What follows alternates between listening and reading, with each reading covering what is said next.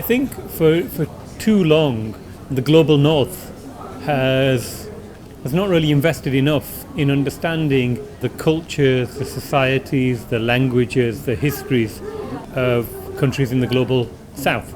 And certainly what we would call now at SOAS the majoritarian world.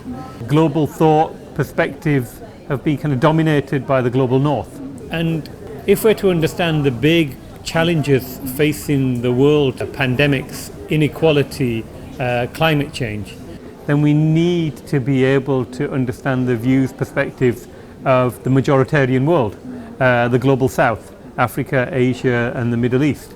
And so it's really, really important that we build relationships, we build bridges, we encourage and enable dialogue that allows us to understand the perspectives of the regions and of the countries and of the societies in the global south, specifically across Africa, Asia and the Middle East, because it's only through that shared understanding and understanding of each other will we be able to make any progress. So an example I would give is the majority of the global carbon emissions over the last 200 years have been generated by the global north.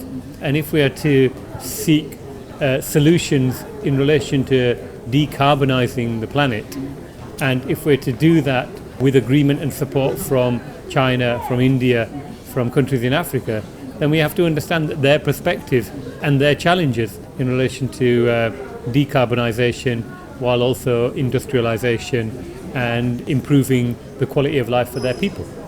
What is culture? Culture helps us understand people's languages, people's histories through art, through language, through food, through history. And I think unless we can share our cultures, facilitate cultural exchanges, we will struggle to understand each other on an individual level, on an area level and on a global level. If we're to make progress as a global community, then we need to spend time investing in understanding the culture and history of regions, of countries across the globe, and avoid imposing one view of the world and one view of culture and one way of appreciating culture upon another.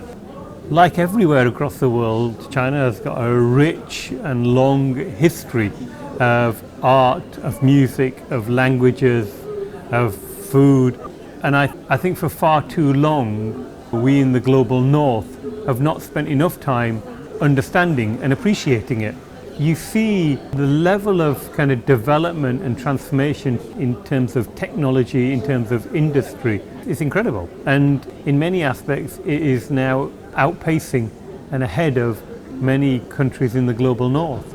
And I think there's a huge opportunity for us to learn from that and for us to be thinking about what that means for us and how we can develop relationships and establish partnerships that allow us to be able to use that as an opportunity for us to grow and develop ourselves. I think there isn't probably enough understanding of the level of change in China and the amount of progress and development and innovation that is taking place here. I think the truth is, it's not for me to make suggestions to colleagues and friends in China. I think the feedback that I would take, it's the feedback and the reflection that we need to have in the global north, in Europe and in the US, about what more we should be doing to be positive and proactive and open to building partnerships and relationships and creating opportunities for greater understanding to our colleagues and our partners in China. And I think partnerships between universities in the global south and the global north, like the partnership that SOAS is creating with the FSU, they give a framework and an opportunity to open up those conversations, to create those spaces for cultural exchanges. So it's really, really important that we spend time and energy developing those university partnerships, because those spaces become safe spaces for people to come together and explore and understand